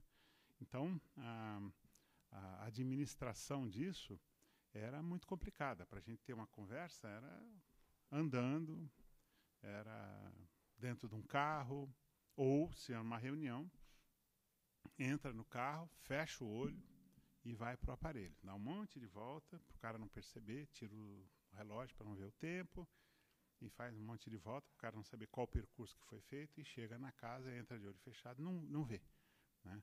É essa a norma. Nós, né, meu pai tinha uma Kombi, né, que era da organização, ele tirou o banco do meio e botou uma tábua, que a pessoa, quando entrava, levantava a tábua e entrava ali, sem relógio. Então não via nada, ninguém via também. Então dava a volta e tal, ia para nossa casa, né, nosso aparelho, né? E lá dentro tinha reunião, que também era fechado, você não podia ver nada e tal, né? E a informação sobre o aparelho era uma coisa muito importante para a repressão. Então você tinha que dar uma descrição diferente, porque podia localizar, né? Então, características. Em São Paulo, por exemplo, sobrado geminado. Sobrado já é uma coisa que não tem em todos os bairros, tem alguns de classe média, né? Então, você tinha uma característica, né? Tem uma história muito engraçada do pessoal do PCdoB, que alguém, em algum dia, descreveu o aparelho como sendo um aparelho que tinha uma escada que subia, e lá em cima tinha, acho que 2 quartos, e um banheiro verde, né? Aí alguém foi preso depois, e o torturador falou assim, o banheiro era verde? Ele falou, era verde, né? Confirmou, não era, né? E aí cada um que era preso ia falando, e aí, dependendo da descrição, a escada andava, né? A escada era em frente, a escada era de lado, a escada era no fundo, a escada era atrás, que era não sei mais o quê, sempre com a porra do banheiro verde, né? Então, e os caras ficaram se divertindo atrás da porra do banheiro verde, que nunca pegaram nenhuma casa com essa característica, né? Então, a vida era uma coisa muito difícil, a comunicação também era muito difícil, né? Então, você imagina, não sei se eu te respondi, mas era isso. Bem, antes de passar para o colega, eu vou fazer uma pergunta. Você disse na sua fala, Ivan, que na ação que ia fazer lá para sequestrar o presidente da Fiesp, né? Vocês receberam uma informação do informante antes, dentro do DOPS. Como que era a questão de ter um informante dentro do DOPS que informaram isso para vocês? Essa é a primeira pergunta. E aproveitando o gancho do colega, porque eu fui buscar o Ivan, né, para trazer ele para cá, e ele no carro me contou que ele conviveu com o Lamarca durante 5 meses na casa dele, o Lamarca sendo procurado no Brasil inteiro. E qual é a sensação que você tem? É a mesma coisa de ter o Bin Laden escondido dentro da sua casa, sendo procurado pela CIA, fazendo só uma analogia, né? Fazendo só uma analogia. Então, são essas duas coisas que eu queria estar perguntando para você. A primeira, o que era? Sobre do sequestro, do informante. Do informante. Não, a gente tinha, entendeu? Porque as organizações tinham gente em todo lugar. Era uma coisa que o Partido Comunista tinha gente em todos os lugares, e uma boa parte que veio do Partido Comunista, que éramos todos nós, né? Tinha essas estruturas. E tínhamos gente dentro do DOPS. Não era um carcereiro, né? Até tinha 2 carcereiros lá, que eram umas figuras, né? O Adão e o Eloy. 2 velhinhos. Quando o Arrudão, né, o Diógenes Arruda Câmara, dirigente comunista, depois dirigente do PCdoB, foi preso, ele chegou lá no DOPS, de repente abre a porta, doutor Arruda, doutor, sou eu. Aí eles perfilados, falam assim, nós somos militantes do PCB, hoje nós somos só simpatizantes, o que o senhor precisar, exceto a liberdade, pode pedir que a gente arruma para o senhor. Tá? Ele falou, não quero nada, nenhum privilégio. Eu falei, não, mas a gente faz questão de... Ele falou, mas eu estou repetindo, não quero nada de privilégio. Se você puder trazer comida para todo mundo, trazer jornal para todo mundo, eu aceito, mas para mim não. Né? Então tá bom, então prazer, fechou a porta e ficou lá preso e tal. Né? E a gente tinha informantes dentro da repressão. Né? Tinha de bom nível dentro do DOPS e de um nível mais ou menos dentro do DOI-CODE. Tinha lá também. Eu não sei quem é. Né? Não adianta... Pode me torturar que eu não falo, porque eu não sei. O do DOPS era de bom nível, porque o Bacuri, quando estava lá no DOPS, ele mandava recado para nós. Então, os informes que a gente recebia era assim, eu lembro que me perguntaram tal coisa, não falei de tal coisa, ou seja, era uma pessoa que trazia a informação, tinha que ser tão íntima dele, que ele devia conhecer, né? Tão íntima dele, que ele podia dizer, eu não falei sobre tal coisa, que poderia ser a morte dele. O cara falou que não falou sobre tal coisa, iam massacrá-lo, perguntando sobre isso. Então, provavelmente ele sabia quem era e teve um contato. Né? Quando ele estava lá, essa pessoa também contrabandeou um sapatinho da filha dele, né, da Eduarda, que estava para nascer, e entregou para ele ficar com um sapatinho, né, da filha que ainda ia nascer. Né, que o Fleury não deixava ele ver a mulher de forma alguma. Né. E a informação era sempre uma informação instantânea. Então, ligava lá e sabia quem era. Então, era assim, a gente tinha também isso daí. Né. No DOI-CODE, né, na UBAN, não era de boa qualidade, né, assim, o tipo de informação. A gente sabia que eles estavam perguntando tal coisa, sabia. Então, era isso. Né. Aí você perguntou da sensação de conviver com Lamarca? É quase isso. Mas ali o perigo é assim, se invadirem a casa, matam ele. Eu provavelmente morro também, mas se não tiver ele, vão matar também. Então, a gente não tinha a noção do perigo, a gente não fazia questão de preservar, a gente fazia questão de preservar a solidariedade, preservar o companheirismo, que a gente tinha admiração por ele, que era uma coisa mais importante do que qualquer outra, né? Eu, como moleque, eu tinha uma relação com ele muito boa, porque ele era um cara que, primeiro, ele me tratava como trataria o filho dele. Ele me falou coisas que depois, eu conversando com o César, filho dele, ele me disse, né, que meu pai escreveu isso, né? Escreveu isso para mim, porque ele não podia falar, então escreveu. Então, com frases e tal. E era uma pessoa que ensinava, é um cara que eu estava falando para você no carro. O livro que foi escrito sobre o Lamarca, principalmente a Yara, né, aquele livro Yara, tem um monte de merda, né, como se fosse o Lamarca fosse um idiota, a Yara fosse uma pessoa maravilhosa. Não era isso, era um casal, 2 pessoas que se amavam. Ele vivia em contradição muito grande, porque ele gostava da mulher dele também, mas para preservá-la mandou embora. E encontrou na Yara uma companheira, uma mulher, né, que ele amava muito. Né? Então, para ele era muito contraditório. Ele falava com muito sofrimento sobre o amor dele pela Yara, né? E principalmente o que ele sentia sobre a Marina, né? A Maria Pavan, né? Que é a Lamarca, que é a mulher dele. Né? Então, para ele era uma coisa muito complicada. Ele tinha um carinho muito grande pelos filhos e tinha principalmente uma fé muito grande no socialismo. Lia muito. Ele lia o dia inteiro, escrevia o dia inteiro, lia, escrevia. E ele gostava de conversar com a minha mãe, que era uma antiga militante comunista, para perguntar coisa. Para mim, ele perguntava também. E ele sempre fazia questão de dizer que ele aprendia muito quando ele conversava com as pessoas, né? E que eu acho que é assim, uma demonstração de que não era um idiota, não era um militar que sabia atirar, né? Era um cara extremamente preocupado com a formação. Não era aprendiz de marxista, ele já era um marxista antes de sair do quartel. Ele fazia parte de uma célula de militares comunistas, né? A Yara também não era uma idiota que gostava de se pintar, porque não sei o que, isso é bobagem, é tudo besteira. Era uma militante super séria, super disciplinada, que tinha preocupação de fazer as coisas do jeito mais generoso possível, né? Diga. A minha pergunta é mais pessoal, assim. Como que era a convivência? Que você comentou que seu pai também era militante, né? Você comentou agora que sua mãe também. Como era a convivência com a família e com, sei lá, próximos, assim, com relação a isso? Eu sempre que sou perguntado sobre quando que você entrou para a luta, né? Parece arrogância minha, mas não é não.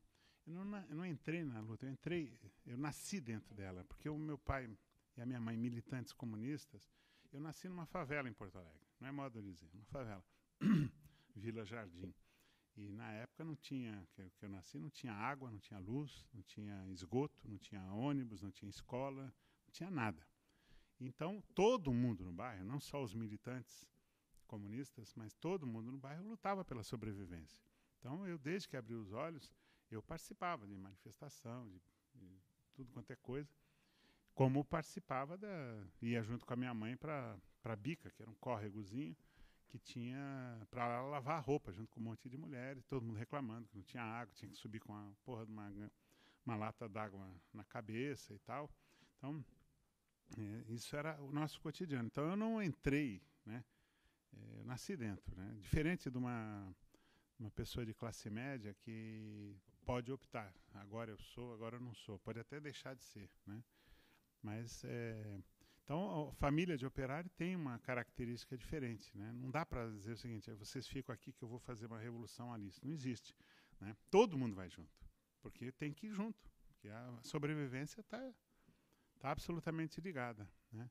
Então, quando começou a ditadura, né, os militantes passaram a fazer também uma luta contra a ditadura, mas continuaram nas suas frentes se é um cara de classe média, tinha suas frentes, se é um operário, se é um camponês, se é um militar, tinha suas frentes de luta, né? Agora, com a ditadura, também tinha essa característica. Agora, a burguesia tem um instrumento de dominação chamado ditadura, que é escancarado, né? Então, você tinha uma forma diferente de atuar, que era totalmente clandestina. E o militante operário, ele leva a família junto. Então, eu me lembro, em 64, quando houve o golpe, eu tinha 10 anos, eu entendi tudo o que aconteceu, né? Não foi uma novidade para mim. Eu vi meu pai irritado, vi o Marighella entrar na minha casa 3 dias depois do golpe, dizendo, porra, como é que nós vamos fazer agora? Entendeu? Então, era uma coisa que para mim era corriqueiro. Com 12 anos, 13 anos, eu fazia pequenas tarefas, né? Que era levar gente, levar material, etc. e tal, né? E para entrar para a luta armada, aí sim, você entra porque você tinha uma organização que você passa a ser 100% clandestino, né? Então é um momento diferente, né? Então, família, estava todo mundo junto. Estava todo mundo junto. As minhas irmãs não estavam junto porque elas estavam fazendo a faculdade lá em Porto Alegre. Então elas ficaram lá, elas vieram para São Paulo para ser presas, né? Vieram, um mês depois foi todo mundo preso, né?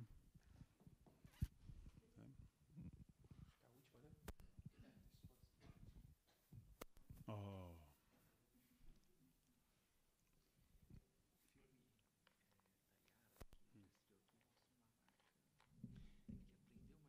E está cochichando aqui do filme o filme da Yara.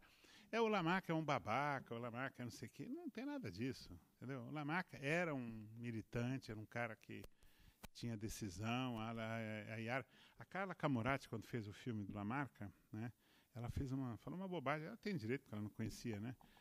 Porque provavelmente a única vez que ela usou a arma foi para se matar. Primeiro, ela não se matou, foi morta. E segundo, os sequestros, um deles, acho que o do alemão, ela que deflagra a ação, que o carro vem vindo, ela pega a pistola e pá, estoura a luz do poste, né? E a ação começa. Então tem uma fuzilaria, ela participa, ela leva o cara. Então, assim, é um monte de besteira que as pessoas vão glamorizando, vão transformando a coisa, né? Porque é uma vítima. Não tem nem vítima, era um militante participante, né? Vou aproveitar a última pergunta e fazer duas perguntas. A primeira, queria saber um pouco como é que era a relação entre os diferentes grupos, né, da guerrilha. Então, tem aquele outro filme, o Hércules 56, que é bem interessante também, que conta como... Parece que eles não tinham muito contato com as outras organizações, né? Sabiam um pouco das lideranças, o que lá e tal, mas escolheram meio no dedo, assim, vamos tirar esses 12 aqui, esses aqui, pega um daquela outra organização ali, mas não um contato muito próximo, né? E a outra pergunta que eu queria saber, mais de história, assim, né? Tem essa discussão grande sobre como é que aconteceu o golpe, né?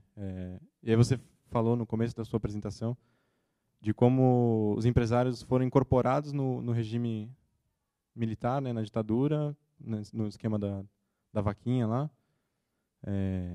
E deu a entender, então, que, na verdade, o golpe foi mesmo uma iniciativa dos militares. No filme mostra aquela história do IPs lá, né, que faz uma... Mas eu queria saber um pouco como é que você acha que é melhor para explicar o golpe militar, né? Primeira parte, que era mesmo? A relação entre os guerrilhas. Então, isso é outra lenda, né, que a gente não tinha concorrência nenhuma, tá todo mundo junto na mesma barca. Para você ter uma ideia, quando o Lamarca estava na minha casa, as pessoas de várias organizações iam lá, porque ele não podia sair, iam para lá para se reunir com ele. E tinha uma organização que nós fazíamos parte, que era a Frente de Esquerda Revolucionária, tá? Que tinha uma proposta de unificação, com base em várias coisas, que era basicamente a guerrilha rural, para a gente finalmente deflagrar a guerrilha rural, que era composta por 5 organizações: a MRT, a LN, VPR, PCBR e o MR8. O MRT não tinha no Rio, mas tudo que fosse feito lá era assinado pelo MRT, em confiança, porque nós estamos em frente e você faz, não vai fazer cagada. Senão a gente rompe, obviamente, porque ninguém iria fazer. O MR8 e PCBR não tinha em São Paulo. Então, assinavam todas as ações e todas as posições políticas também que se manifestavam em manifestos, comunicados, assinávamos em confiança por isso. Além disso, tinha umas 5 ou 6 organizações que estavam próximas, que assinavam, vamos dizer assim, em conjunto, mas não assinavam como frente, que estavam em proposta, em desenvolvimento a integração nessa frente guerrilheira, né? Político-guerrilheira. Então, assim, essa é lenda de que não se falava muito bem. Para você ter uma ideia, o Marighella, o Joaquim Câmara Ferreira, eram dirigentes do PCB, que romperam com o PCB. Mas eles, em momento algum, deixaram de ter contato. Uma parte do apoio ao Marighella e ao Joaquim Câmara Ferreira era dado por amigos que eram do PCB. A famosa história da Rádio Nacional lá em São Bernardo, que foi tomado, quem fez foi a LN, que recebe a dica do Hermínio Saqueta, que era um velho militante comunista, que foi expulso do Partidão pelo próprio Marighella junto, que era acusado de ser trotskista, tá? Uma divisão trotskista, não sei mais o quê. Ele era apoio. Então, assim, principalmente esse pessoal mais velho, a gente tem uma coisa que antes de mais nada, eram amigos também, né? E se respeitavam como tal, né? Além de ser camaradas de luta e tal, também o pessoal que o pessoal de amizade, né? O Noé Gertel, né, ele contava uma coisa, pouco antes de morrer, a gente conversou, ele contava uma história sensacional, né? A mulher dele estava no hospital morrendo com câncer e ela cozinhava muito bem. E o Joaquim Câmara Ferreira, o Toledo, ele dizia para ela assim: você vai ser a cozinheira da guerrilha. Ela fala: não sou a favor da guerrilha, mas você vai ser. Tal, brincava com ela isso daí, né? E ele vai ao hospital. Ela está lá morrendo já. E o Noé, quando olha assim, um monte de gente comunista lá, partido e tal, e de repente entra o cara mais procurado no país naquele momento, junto com Lamarca, que era o Toledo. Ele fala assim, eu gelei, esse filho da puta veio aqui, vai todo mundo morrer por causa desse desgraçado. Aí eu fui ao encontro dele e falei assim, vai embora, vai embora. Ele falou, calma, eu vim me despedir da minha companheira. Tá bom, ela já está despedida. Não, eu quero falar com ela. E ele vai calmamente, vai até o leito, segura na mão dela, ela esboça lá a reação possível, ele fala com ela, você vai levantar daí, vai ser cozinheira da guerrilha, brinca com ela e tal, apertou a mão dele e tal. E então, tchau, dá um beijo nela e sai andando calmamente. E o Noé, vambora, vambora. Calma, você está chamando mais atenção do que precisa, deixa eu ir andando. Tal. E ele vai até o elevador e só na hora que ele entrou no elevador e saiu da minha vista é que eu relaxei, porque eu estava em pânico achando que ia morrer. Então, essa relação é assim, a relação de amizade, entendeu? O Noé nunca deixou de ser do PCB. E o Toledo saiu do PCB e tal, por brigas políticas e opções de vida, mas sempre se mantiveram amigos.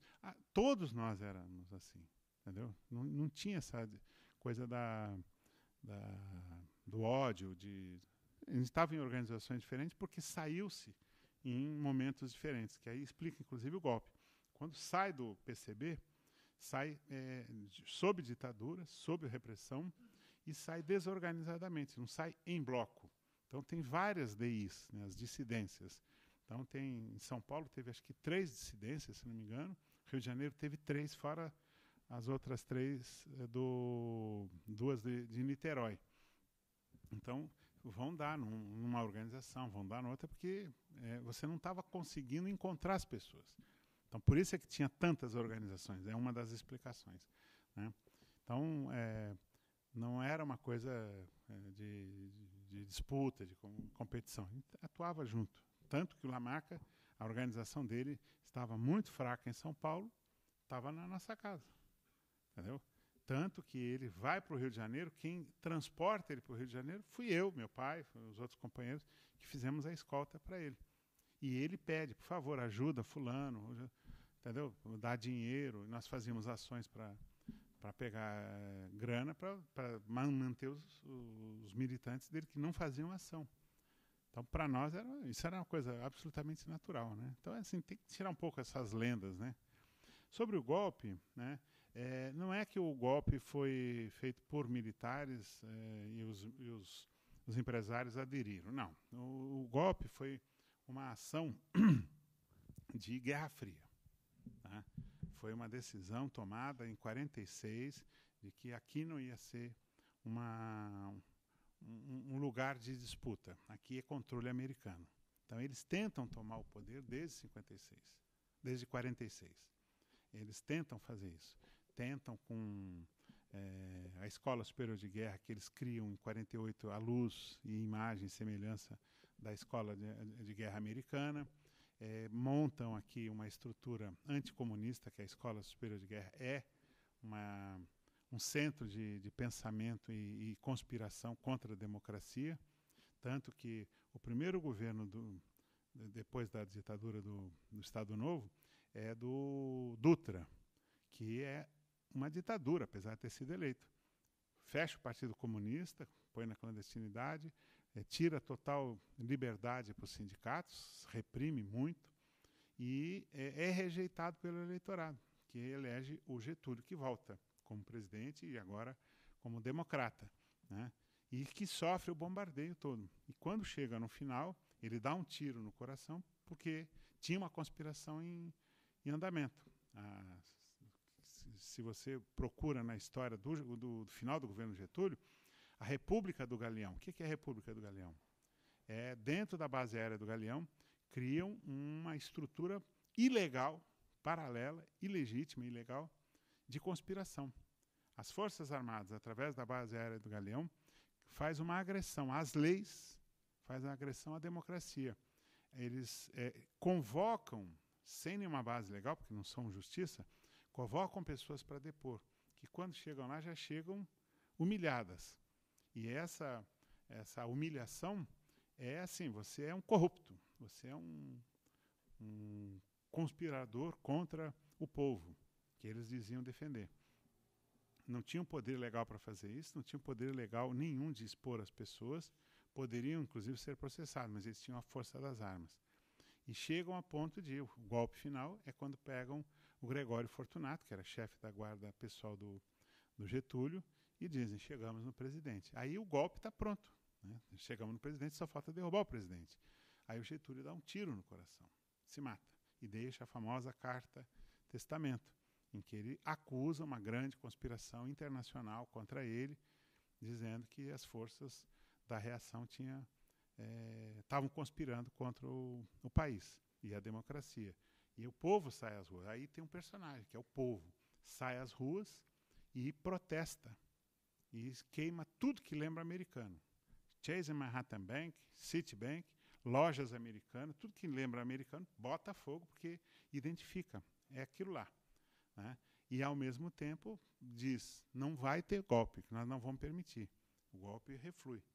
Aí, o Getúlio morto tem eleição. O que é que vai acontecer? A eleição é Juscelino com o vice, que é o ministro do Trabalho, que é o João Goulart, tá? Que tinha uma popularidade altíssima. Nesse momento, são duas eleições separadas. Não sei se você sabe disso. Vice-presidente eram separadas, né? Você podia eleger o vice de uma chapa e o presidente do outro. Coincidentemente, o vice do Juscelino era o João Goulart, mas o João Goulart tem mais votos do que o Juscelino. Né? Quando vai ter a posse, os caras não querem, os milicos não querem dar posse para ele. Por quê? Porque ele tem esse ministro, que agora é vice-presidente, que é o João Goulart. E aí é garantida a posse pelo Henrique Teixeira Lott, que diz, não, vai ter um militar legalista que consegue controlar os cães e tem a posse. Quando há a renúncia do Jânio, né, que também, né, o Jânio muito esperto, ele pega que essa eleição separada, é a pelanca, né, que eu falo, né, que hoje você elege a Dilma e vai uma pelanca que você não sabe o nome do cara, né? Você lembra vagamente que aquela pelanca é um cara velho casado com uma mulher nova e bonita que chamou atenção na posse, mas você não sabe que aquele é Michel Temer, né? Como você não lembra mais do que o vice do Lula era aquele cara que vivia no hospital, que já tinha um zíper na barriga, de tanto que abriu, coitado. Quem era o vice do FHC? Você não sabe. Era o Marco Maciel, que era senador da Arena, entendeu? Quem era o vice do Itamar Franco, você sabe? Não era ninguém, porque ele era vice do Collor. Entendeu? Porque era pelanca, foi junto. Entendeu? Nessa época tem duas eleições separadas, né? E essas duas eleições separadas garantem uma eleição mais democrática. O Jânio Quadros, muito velhaco, o Jânio foi eleito por um negócio sensacional. Ele foi eleito por um partido monumental, que existia só em Curitiba, não era nem no Paraná. Era o PTN, Partido Trabalhista Nacional. Só existia lá. Ele consegue legenda, concorre. O vice dele é um porra do cara, um mineiro chamado Maurício qualquer coisa lá, que não se perdeu na história. A poeira da história apagou o sujeito. O João Goulart é vice do Henrique Teixeira Lott, Marechal Teixeira Lott. A gente lembra porque tem essa figura histórica importante. Mas o Jânio Quadros, muito esperto, faz o quê? Ele cria uma chapa Janjan. Jânio Quadros e Jango para vice, por baixo do pano. Aí passa a ser a chapa ideal. Aí, mesmo assim, o Jango tem mais votos do que ele para presidente. E aí é eleito e tal. Então, esse momento tem a história do parlamentarismo, que é o golpe definitivo, né? Garantem a posse desde que tenha o parlamentarismo. Por quê? Porque houve uma campanha chamada Campanha da Legalidade, que começou lá no Rio Grande do Sul com Brizola, na época em que não tinha essas porra que vocês ficam na mão com esse celular, não tinha satélite, não tinha internet, não tinha porra nenhuma. Para você ligar daqui para São Bernardo do Campo, você dependia de uma operadora. Eu ligava para a telefonista e falava assim, quero falar com São Bernardo. Aí foi um momentinho, aí ela pegava, botava um fiozinho num buraco, chamava a telefonista de lá, que ia tentar localizar, ver se a pessoa estava em casa. Para o Rio de Janeiro, uma ligação dessa durava 2, 3 horas. que quando completava, a pessoa não estava em casa. Aí fudeu, ó, não está em casa, entendeu? Então, você tinha que começar tudo de novo.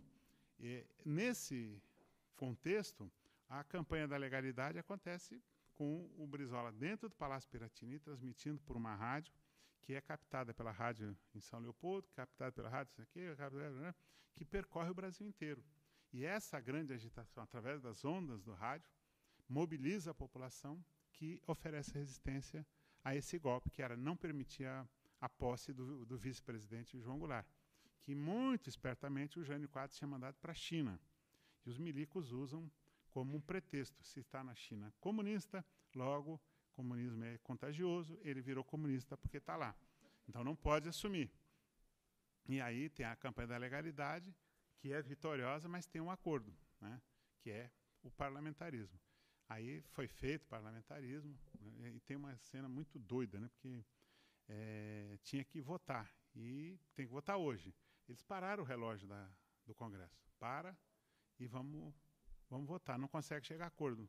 No dia seguinte, de manhã, volta, o relógio está lá parado. Aí vota, né, bota para funcionar o relógio. Aí o relógio volta a funcionar como se fosse no dia anterior. Foi aprovada, sim, uma emenda constitucional, para você ter uma ideia.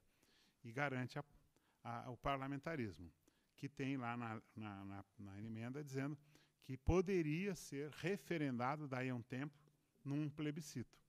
E o João Goulart o tempo inteiro sabotado, mas consegue ter habilidade e consegue chamar o plebiscito. E quando chama o plebiscito é parlamentarismo ou devolver o poder ao presidente, sendo presidencialismo. E ganha, não é exagero, 92% a favor do presidencialismo.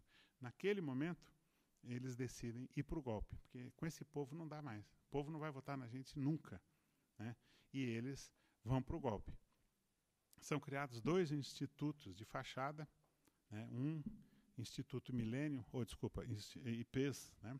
O Milênio é de agora, é da outra conspiração atual. IPES, Instituto de Pesquisa e Estudo Social, que é isso que aparece, que tem a tarefa de produzir material anticomunista e antigoverno e um serviço secreto particular, para mapear quem é a favor desse governo, que nós vamos pegar quando dermos o golpe.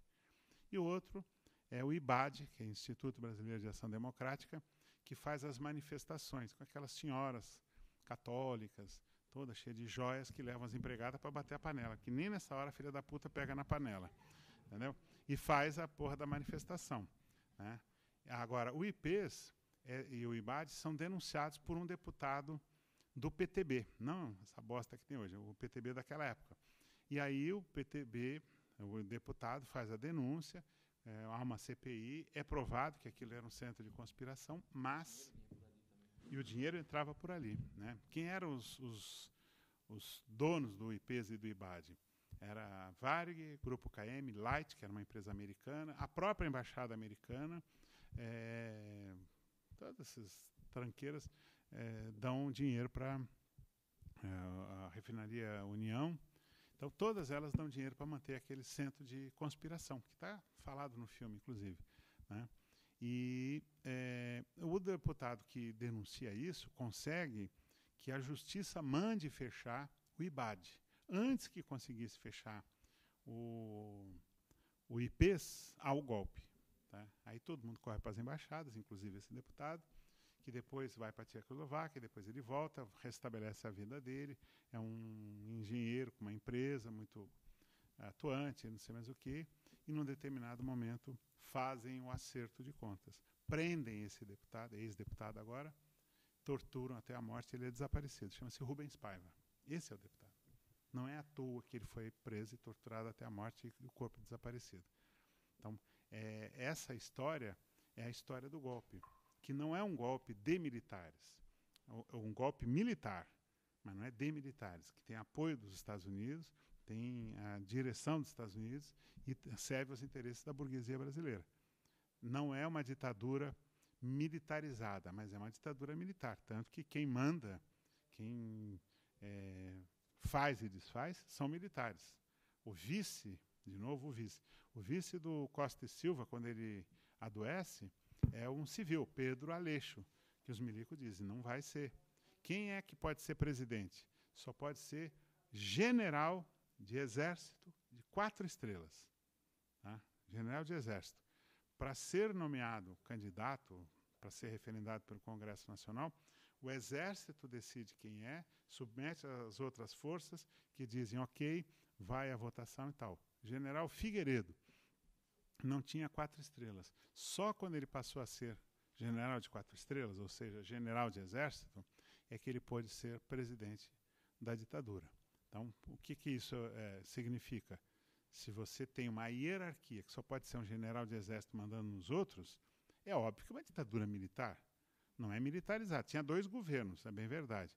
O governo administrativo, que era exercido pelo militar, que faz a repressão, que monta a infraestrutura da garantia dessa ditadura a serviço da burguesia, e tinha um outro presidente, que era o Delfim Neto, que era o presidente da parte econômica, né? Que cuida do Ministério da Fazenda, da Agricultura, da Ciência e Tecnologia, né, todas as coisas que dizem respeito à economia, uma integrada à outra. E aí essa ditadura é a ditadura que a gente tem por 21 anos, pelo menos, que eu acho que são mais, né? Então essa ditadura ela é criada pelo empresariado, pelo imperialismo americano, executado pelos militares. Então não é uma coisa assim, não é quartelada, não deu, dá uma vontade de dar um golpe, vamos torturar o pessoal aí. Não, isso não existe, entendeu? É uma coisa planejada. Tinha um personagem, só para você ter uma ideia do que eu estou falando, tinha um personagem, não sei se você lembra do Albuquerque Lima, era um militar general de extrema direita. Ele era tão alucinado, que ele comandava um grupo de militares chamado Centelha Nativista. Extremíssima, extremíssima. Quando houve sequestro do embaixador americano, ele invade a base aérea do Galeão, cerca o avião e diz, vamos matar um preso por hora se não soltar o embaixador americano. Aí o governo americano fala assim, para com isso, senão nós vamos invadir essa porra. E aí os caras cercam o cerco dele e falam assim, para, senão os caras vão invadir essa porra. E aí ele cai fora. Um cara com um perfil desse era óbvio que deveria estar no meio da repressão, no meio da tortura. Não, ele é só um cara de extrema direita, que não participa. Ele não é convidado para dirigir a ditadura. Quem é o pessoal que era do IPES. Então, são os irmãos Geisel. Quem era a diretoria do IPES? O Golbery Couto e Silva, que pega os arquivos do IPES, que transforma em SNI, que é a eminência parda da ditadura o tempo inteiro. São os 2 irmãos Geisel, o Costa e Silva, o Médici, o general Medeiros, o general Figueiredo, e tinha um grupo de milicos embaixo, que é o tenente Carlos Alberto Brilhante Usta, por exemplo, que é parte do... E tinha os empresários, como o próprio Bollesen, como todos esses caras, que é dito pelo Paulo Egídio Martins. Então, era uma ditadura que teve um golpe planejadíssimo, bem executado, profissionalmente, que não deixou margem para resistência mesmo, que já estava difícil, né, com toda a desorganização da esquerda, né?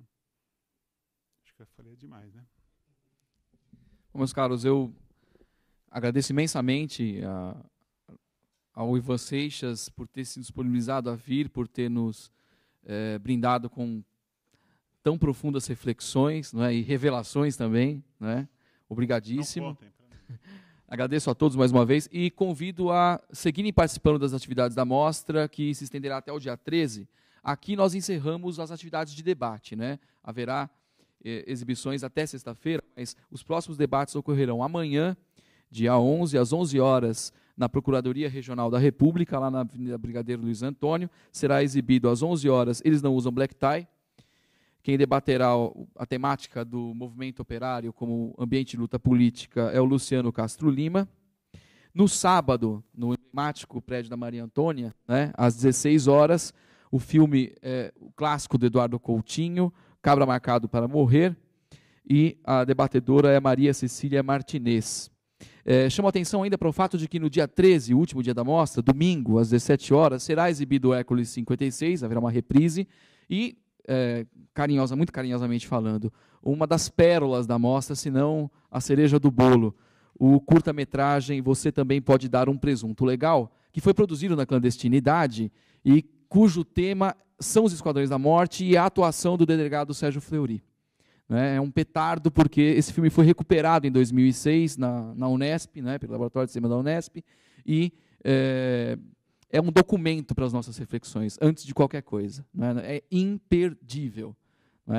Então, convido a todos a seguirem participando da mostra. Muitíssimo obrigado por terem prestigiado a atividade de hoje, demais que vocês compareceram, e nos encontraremos, então, amanhã, lá no Ministério Público Federal. Muito boa noite a todos.